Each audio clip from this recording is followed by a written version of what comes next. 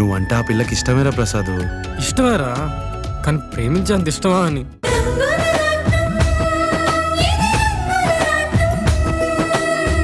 సాక్ష్యం చెప్తాను. బాలాజీ గారు చెప్తాను. వద్దండి. వద్దు బాబు, నీకేం తెలియదు బాలాజీ గారు, నేను చెప్పేది వినండి. వద్దు సార్, సార్ వద్దు. బాలాజీ గారు, బాలాజీ గారు, నేను చెప్తాను. అది జరిగింది. అందుకే బాలాజీ గారు అబద్ధం చెప్పారు, అంతేకాని తాతయ్య మీద కోపంతో కాదు. సారీ బాలాజీ, నీ పరిస్థితి తెలియక నువ్వు తప్పు చేసావనుకుని నేను నిన్ను నిలదీశాను. ఏమీ అనుకోద్దు. బాలాజీ, ఇన్ని రోజులు మాతో ఉన్న మనిషి ఇలా మారిపోయాడేమిటా అని నేను ఎంతగానో బాధపడ్డాను. ఆ కోపంలో నిన్నొక 4 మాటలు కూడా అన్నాను. కానీ నీ వెనక ఇంత నిస్సహాయత ఉందని ఊహించలేకపోయాను. నన్ను క్షమించు బాలాజీ.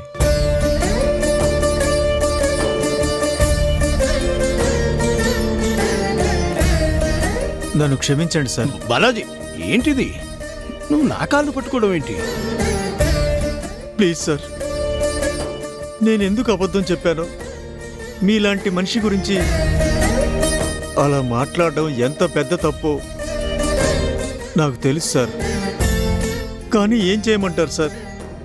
ఇక్కడ నేను పొరపాటున నిజం చెప్తే అక్కడ రాధాకృష్ణ ప్రాణాలు పోతాయి, కీర్తి జీవితం అన్యాయం అయిపోతుంది సార్. నా స్థానంలో మీరున్నా కూడా ఇదే ఆలోచిస్తారని మీ మనసు తెలిసిన మనిషిగా నేను ఆలోచించాను.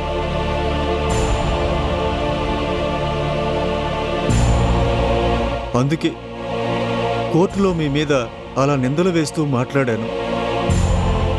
నేను చెప్తున్న ప్రతి మాట అబద్ధమని నా మనసుకు తెలుసు. మీకు ద్రోహం చేస్తున్నానని తెలుసు. అయినా సరే తప్పక చెప్పాను. అది తప్పే కదా. అందుకే క్షమించమని మనస్ఫూర్తిగా వేడుకుంటున్నాను. నువ్వే తప్పు చేయలేదు బాలాజీ. నిజంగా నన్ను పూర్తిగా అర్థం చేసుకున్న మనిషివి నువ్వేనని నాకు ఇప్పుడు అర్థమైంది. కీర్తి జీవితాన్ని నిలబెట్టడానికి, రాధాని కాపాడుకోవడానికి నువ్వు సరైన పని చేశావు. నువ్వు కోర్టులో అబద్ధం చెప్పకపోతే నువ్వు పొరపాటు చేసిన వాడివయ్యేవాడి. కానీ నువ్వు తప్పు చేయలేదు. అప్పటికి ఇప్పటికీ ఎప్పటికీ కూడా నువ్వు మా మనిషివేనని మరోసారి నిరూపించావు. నన్ను అభిమానించే వాళ్ళు నా చుట్టూ ఉన్నారు. నాకు చాలా సంతోషంగా ఉంది. రాధా, నువ్వు వాళ్ళ నుంచి ఎలా తప్పించుకున్నావు?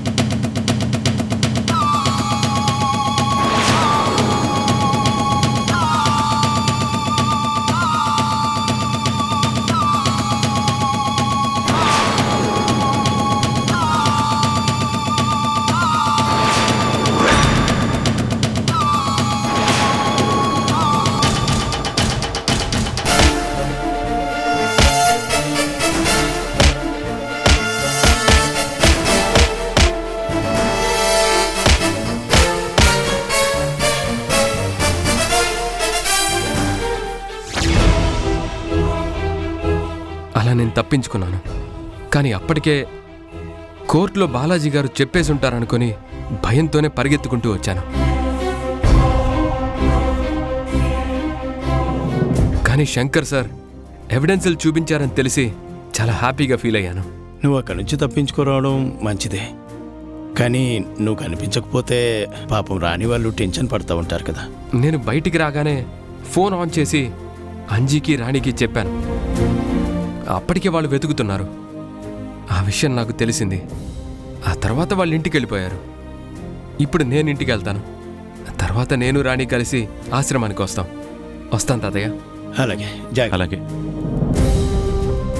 రేయ్, మనం కూడా మన ఇంటికి వెళ్తున్నాం. ఇంటికేమిటి సార్, ఆశ్రమానికి కదా. ఆశ్రమానికి తర్వాత తీసుకొస్తాను, ముందు మా ఇంటికి వెళ్తాం. పూర్ణ వాళ్ళ అన్నయ్య కోసం ఎదురు చూస్తుంది. అది కాదురా, అది రేయ్, ఇంకేం మాట్లాడకు, పద పద పద రా.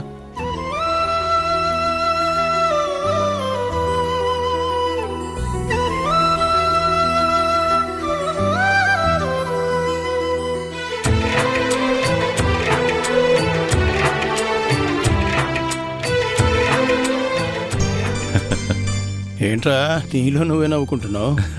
గతం గుర్తొచ్చిందిరా. అదేదో చెప్తే మేము కూడా నవ్వుతాంగా. రేయ్, నీకు గుర్తుందా, మనం ఒకసారి విశాఖపట్నం వెళ్తున్నాం. తొందరగా వెళ్ళాలని నువ్వు లారీని చాలా స్పీడ్గా డ్రైవ్ చేస్తున్నావు. అప్పుడు నేను నీ పక్కన కూర్చొని చాలా భయపడ్డాను.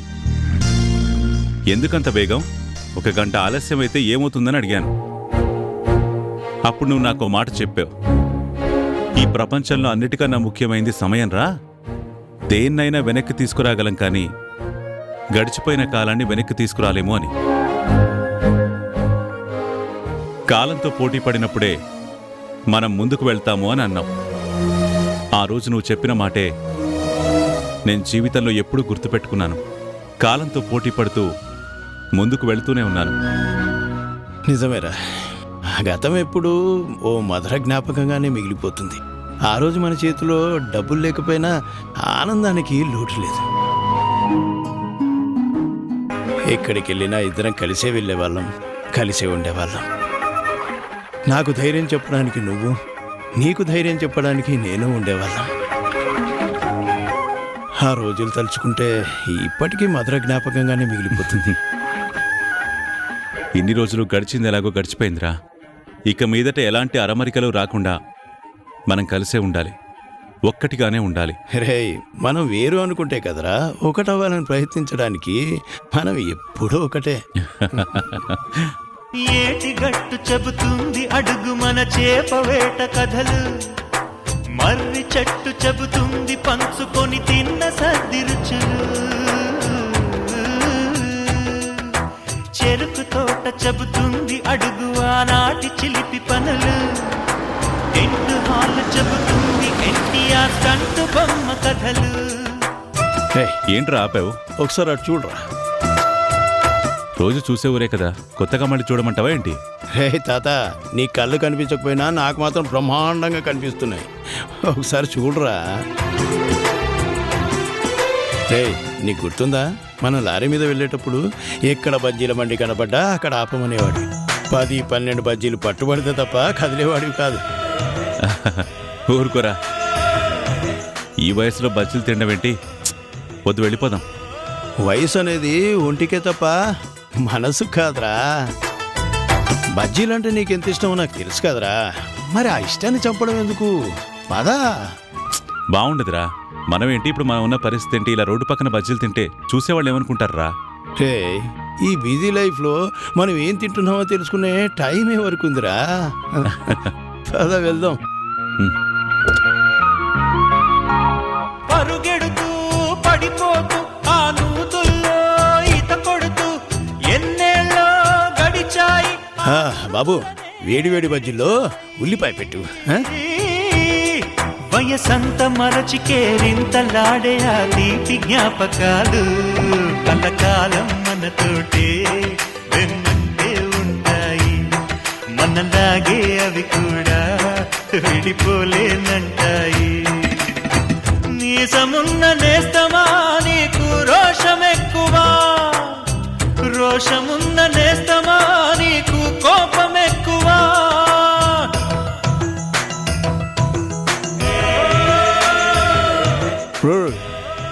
ఏంట్రా చిన్నపిల్లలు తిన్నట్టు? నువ్వెలా తినేవాడు నాకు తెలుసు. సరిగా తిను. అప్పుడు నువ్వే చెప్పేవాడు కదరా, బజ్జీలు కోసి ఉల్లిపాయ వేసి నిమ్మకాయ పిండి అందులో పల్లీలు మిక్చర్ కలిపి తింటే నా సామిరంగా అదిరిపోద్ది అని. మరి అది మర్చిపోయావా లేక తిండినే మర్చిపోయావా? చెప్పాను కదరా, ఆ గతాన్ని చాలా రోజులు మర్చిపోయానని. నాకే తెలియని మూర్ఖత్వంలోకి వెళ్ళిపోయాను.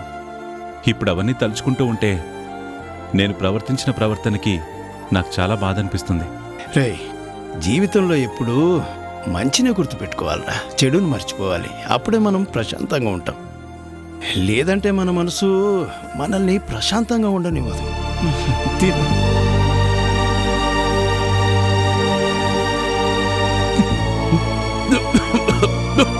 కారం కారం రా.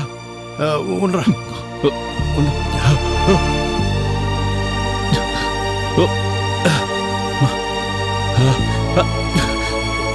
ఇదిగో మంచిగా.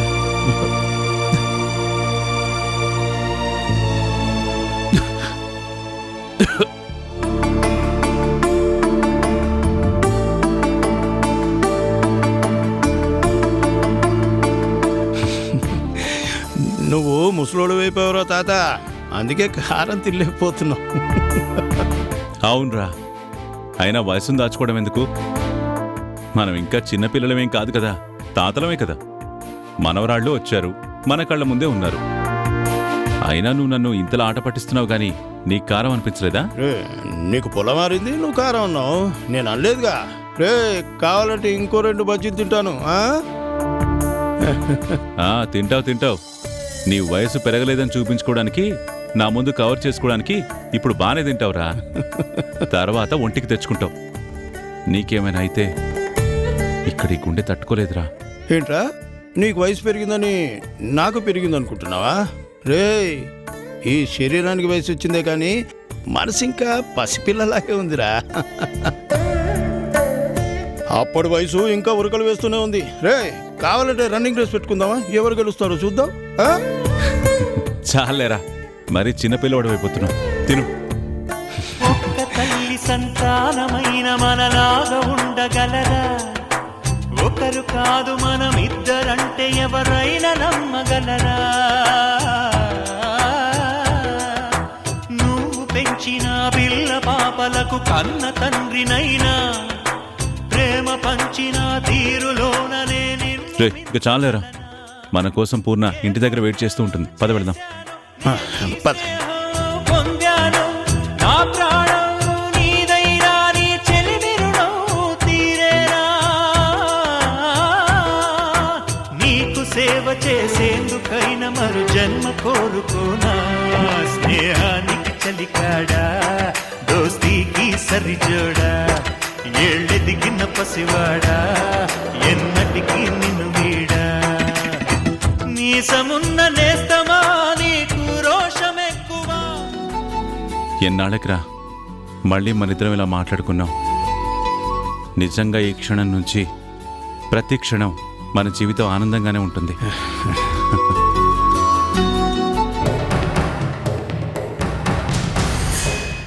అయిపోయింది సమత్త, మొత్తం చేయి జారిపోయింది. ఏదైతే జరగకూడదో అనుకున్నానో ఇప్పుడు అదే జరిగింది. ఇంకా ఈ ఇంటిని ఎవ్వరూ బాగు చేయలేరు.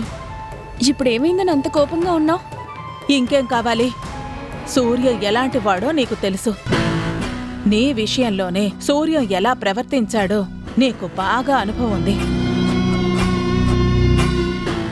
అలాంటి సూర్యంకి ఈరోజు శిక్ష పడుతుంది అని అందరూ హ్యాపీగా ఉన్నారు. కానీ అన్నయ్య వెళ్ళి సూర్యం తప్పు లేదు అని ఏదో సాక్ష్యాన్ని చూపించి నిర్దోషిగా బయటకు తీసుకొచ్చాడు. ఏంటి గ్రాని ఇది? తాతయ్య ఎందుకిలా ప్రవర్తిస్తున్నారు? ఒకప్పుడు ఆ ముసలోడి నీడన్న కూడా తాతయ్యకి పడేది కాదు. కానీ ఇప్పుడు ఆ ముసలోడు తాతయ్యకి ప్రాణంగా మారిపోయాడు. అది ఎందుకో కూడా నాకు అర్థం కావడం లేదు. చూడు సమంత, అర్థం కావటం లేదు అంటూ నువ్విలా కూర్చుంటే ఇక్కడ జరగవలసిన అనర్థాలు అన్నీ జరిగిపోతాయి. ఇప్పుడు శిక్ష పడకుండా విడిపించారు, కాసేపట్లో ఇంటికి కూడా తీసుకొస్తారేమో. ఇంకా సూర్యం ఇంట్లోనే ఉన్నాడే అనుకో, నీ పరిస్థితి ఏంటో నువ్వు ఆలోచించుకో. గ్రాని, ఇది నా ఇల్లు. నా ఇంట్లో నా పరిస్థితి ఏంటో నేనెందుకు ఆలోచించుకోవాలి? ఇంకా నీకు వాస్తవాలు అర్థం కావటం లేదా? ముందు వర్షతో కూడా మీ తాతయ్యకి పడేది కాదు, కానీ ఇప్పుడు వర్ష తాతయ్య అని పిలుస్తోంది. నువ్వు వర్షాన్ని ఏవైనా అన్నా అన్నయ్య వదినేమో నిన్ను తిడుతున్నారు. ఇప్పుడు సూర్యం పరిస్థితి కూడా ఇదే. మొన్న నీతో చెప్పారు కదా తను నీకు తాతయ్య అని. మరి ఆ తాతయ్య ఇంటికొచ్చాడు అంటే నువ్వు తనతో కలవగలవా? నువ్వు కాదు అంటే అన్నయ్య ఒప్పుకుంటారా? సమంత, నీ గురించి ఆలోచించాను కాబట్టే నీతో చెప్తున్నాను. గ్రాని, ఇప్పుడు నేనేం చేయాలి? నేను ఇంట్లో నుంచి వెళ్ళిపోవాలా? అవసరం లేదు. ఆ సూర్యం ఇంటికి రాగానే ఈ ఇంట్లో తను ఉండటానికి వీల్లేదు అని నువ్వు గొడవ పెట్టుకో. అన్నయ్య నిన్ను ఎన్ని మాటలన్నా కూడా నువ్వు ఏ మాత్రం తగ్గద్దు. గొడవను పెంచుకుంటూ వెళితే అన్నయ్య నిన్ను వదులుకోలేరు కాబట్టి ఆ సూర్యంనే దూరం చేసుకుంటారు.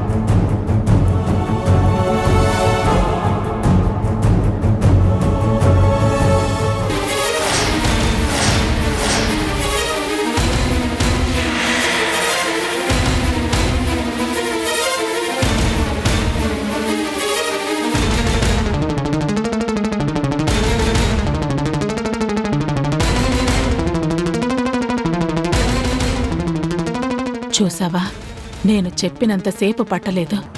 వాళ్ళిద్దరూ ఎలా వస్తున్నారో. ఆ చేతులు అలాగే కలుసుంటే ఇంక నీ చేతుల్లో ఏదీ ఉండదు. వాళ్ళని విడతీస్తేనే ఈ ఇంట్లో నువ్వు నెంబర్ 1గా ఉంటావు. లేదు అంటే పేరుకే మనవరాలుగా ఉంటావు. ఇక పని మనిషిలాగానే బతుకుతావు. ఆగండి, ముందు దిష్టి తీనివ్వండి. ఏంటమ్మా ఇది? మేమేమన్నా చిన్నపిల్లలమా?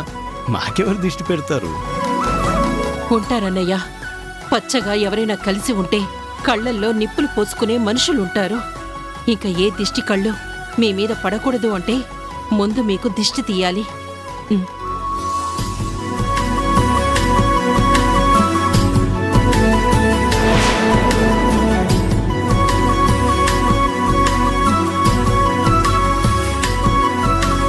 లోపలికి వెళ్ళండి.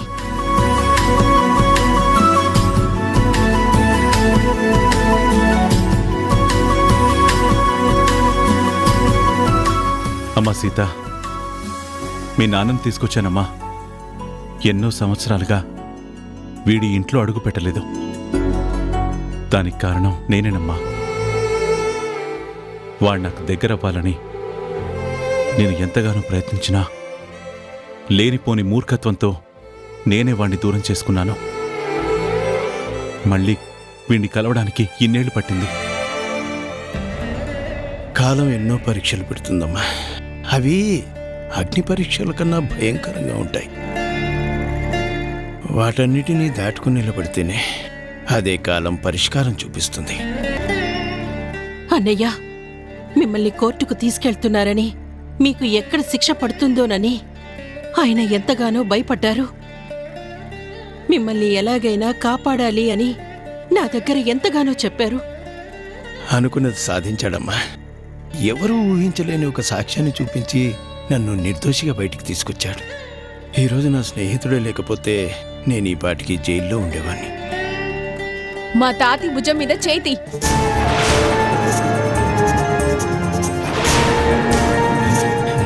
ఏమా, ఈ తాతయ్యనేమన్నా ఆట పట్టిస్తున్నావా? ఎవరు తాతయ్య, ఎవరికి తాతయ్య? నీకు మాకు ఏ సంబంధం లేదు. నువ్వు మా అమ్మకి తండ్రివేమో. మా అమ్మ చచ్చిపోయి చాలా ఏళ్లయింది.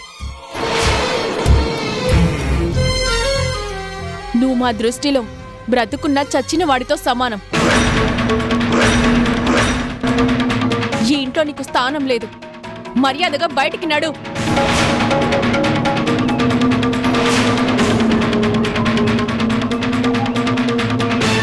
ఏం మాట్లాడుతున్నావే? ఎవరి గురించి మాట్లాడుతున్నావు? మా అన్నయ్యని ఇంట్లోంచి వెళ్ళిపోమనే ధైర్యం నీకెక్కడి నుంచి వచ్చింది? చూడు నాని, ఈ ఇంటి మనవరాల్ని నేను. ఇన్ని సంవత్సరాలుగా మీరు నన్ను అల్లారు ముద్దుగా పెంచుకుంటున్నారు. మా అమ్మ నాన్న లేకపోయినా ఆ లోటు లేకుండా మీరు నన్ను పెంచారు.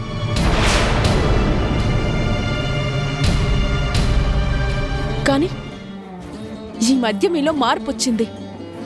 ఒక పక్క వర్ష మీద అభిమానం పెరుగుతుంది, ఇప్పుడు ఈ ముసలాడి మీద కూడా ప్రేమ పెరిగింది. వీళ్ళ ఇంట్లో ఉండడానికి వీల్లేదు, నేను ఒప్పుకోను.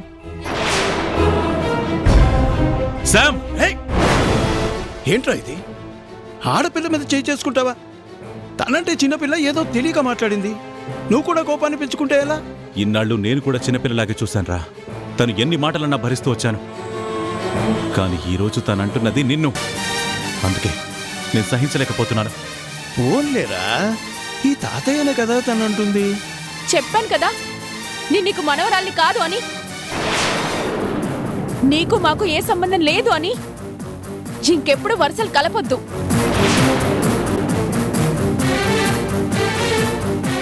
శామ్, ఇంకొక మాట మాట్లాడావంటే పళ్ళు రాలగొడతాను. పెద్దంతరం లేకుండా ఏంటా మాటలు? చూడు సమంత, నీకు నచ్చినా నచ్చకపోయినా సూర్యం నా స్నేహితుడు, నీకు తాతయ్య. వాడికి నువ్వు విలువిచ్చి తీరాలి. ఎందుకివ్వాలి? ఒకప్పుడు ఈ ముసలాన్ని తిడితే నువ్వే నన్ను వెనకేసుకొని వచ్చావు. తనకు అలాగే బుద్ధి చెప్పాలని అన్నావు. ఎప్పటికీ శత్రువని నువ్వే నాకు చెప్పావు.